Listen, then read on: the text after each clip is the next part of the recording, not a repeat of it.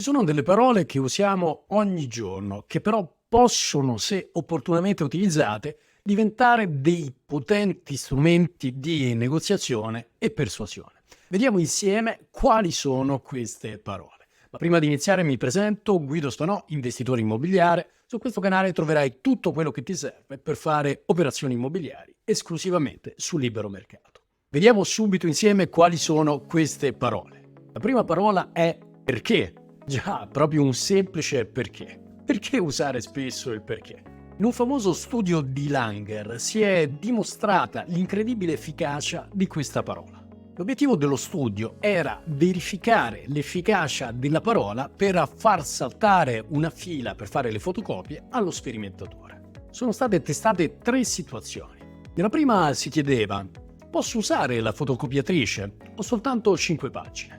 In questo caso il 60% delle persone ha permesso al ricercatore di passare avanti. Questa percentuale però saliva a uno strabiliante 94% se la formulazione era leggermente diversa. Posso usare la fotocopiatrice perché sono di fretta? Probabilmente tutti quelli in fila erano di fretta. Sorprendentemente, anche quando la motivazione fornita era banale e ovvia, come ad esempio quando si formulava la domanda nel seguente modo, ovvero sia: posso usare la fotocopiatrice perché devo fare delle copie? Anche in questo caso ben il 93% delle persone ha permesso al ricercatore di passare avanti. Quindi utilizza il perché più spesso nelle tue negoziazioni, anche quando la spiegazione potrebbe sembrare banale oppure scontata.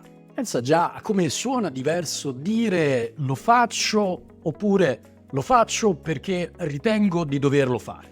Perché, ad esempio, offri proprio quel prezzo per quell'immobile? Offro 103.000 euro perché ritengo che sia un prezzo adeguato per procedere con un'operazione immobiliare. Perché l'operazione stia in piedi, questi sono i costi massimi che posso sostenere. Ecco, le faccio vedere perché non vorrei che avesse dei dubbi in merito.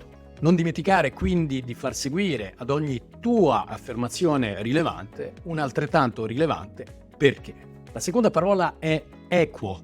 Questa parola è presa dall'inglese fair e viene utilizzata da Chris Voss, ex membro dell'FBI e negoziatore di ostaggi.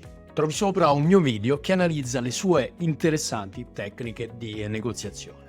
La parola equo è potente nelle negoziazioni perché evoca emozioni forti, suggerisce etica e giustizia, può manipolare sottilmente il dibattito e promuove un ambiente collaborativo. Una frase come "vogliamo solo ciò che è equo" può far riflettere l'altra parte su come la sua richiesta possa apparire irragionevole e quindi procedere a fare più concessioni.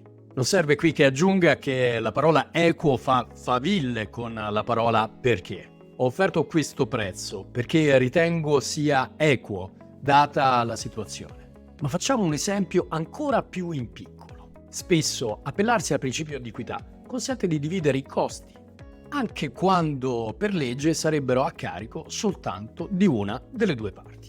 E questo solo per darti idea di quanto possa essere potente e invisibile l'utilizzo di questa parola al momento giusto.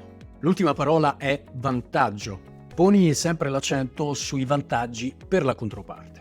Deve essere ben chiaro a te per primo il vantaggio che vai a offrire alla controparte, altrimenti non sarai in grado di comunicarlo efficacemente. Faccio un esempio molto semplice dalla mia esperienza. Ho conosciuto diversi investitori immobiliari che non hanno mai utilizzato la tecnica della cessione del preliminare. Per quale motivo? Semplicemente non vedevano quale vantaggio avrebbe potuto avere la controparte nell'accettare una proposta di questo tipo. Se non vedi il vantaggio, non riuscirai a comunicarlo. Che vantaggio può avere l'agenzia a collaborare con te?